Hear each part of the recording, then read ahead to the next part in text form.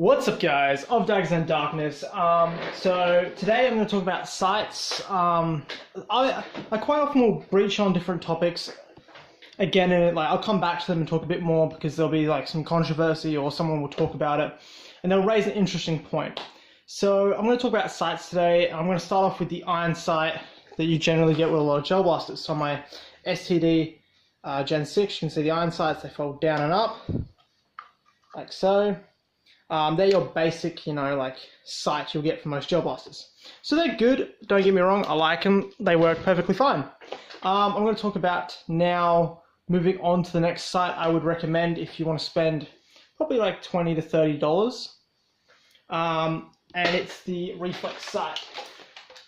So on my G36, I have it on a 45-degree rail mount, and comes in red and green. Probably not going to be able to see it.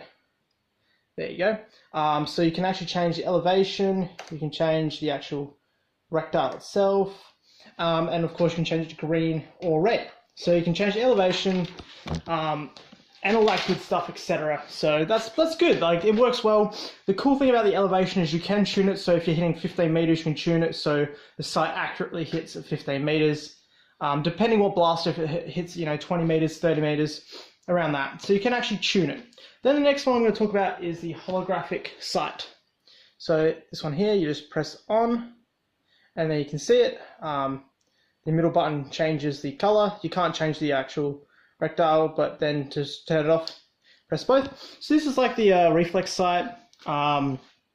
Cheap to feed on batteries. Batteries are quite cheap.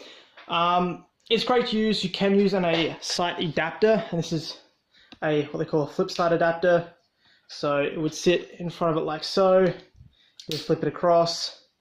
They would sit like that, and it increases the magnification you can see through. The reason I don't use it is there's no real reason to use this magnification. When you adjust the toggles on the side for the correct distance you're hitting at, there's just no point for this. This looks cool. Don't get me wrong, it looks cool. I love putting it on there. And also, I generally leave it open and use it actually as a binocular, just to use it as a distance, just to get a bit of zoom in, without having to get binoculars out. So it's kind of cool that you can do that. So you'll have it open faced like this. So you'll look down, you look down the holographic when you're shooting, and then you look to the side when you're aiming and just looking at stuff finding details when you're calling out positions.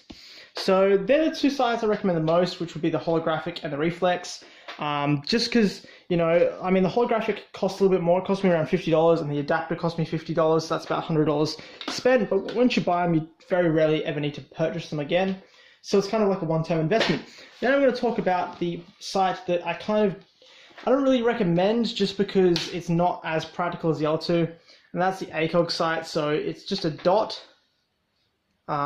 As you can see, that little red dot right in there is coming up. See if we can change it for you. You go green. See if we can get the brightness up all the way. There you go. That's the brightest it'll go with the lights on. So it's just a green dot in the ACOG sight, and then you've got these high elevation iron sights. Now, the reason I don't recommend this is it weighs incredibly. It weighs a lot on your blasters. The physical weight to it, I don't actually know the physical weight, but I'm telling you now, it weighs more than having the holographic and the adapter with the holographic. So that's something to keep your eye out for, just because it weighs so much. If your blaster is already somewhat heavy, it just adds too much weight to it, where the reflex, even with the 45mm rail adapter, it weighs perfectly fine. It's not that heavy. So yeah, guys, tell me what you recommend. I don't even have a sniper scope here. I could just throw in this plastic cheap one that came with the JF19, just for comparison. But there's no distance that far where you really need it. Now, personally, my favorite sight out of all these is the holographic red-green circle crosshair kind of thing. As you can see, it looks super cool. It's super crisp. When it wants to change. Okay, it doesn't want to change for me. That's kind of awkward. There we go. It's super crisp. It's really, really nice. I like the adapter, and I like having the adapter open to the side, like I said before. Using it as a binocular, it looks okay when you have them together, like so. If you can see down there, looks fine when you have them like that. It looks good. But when it's open, it works really well having that CQB sight, and then you can look long range and just, you know, call out enemies and stuff. It's better seeing kind of if they're reloading and that. I mean, you can visually see, but it's just nicer looking through it.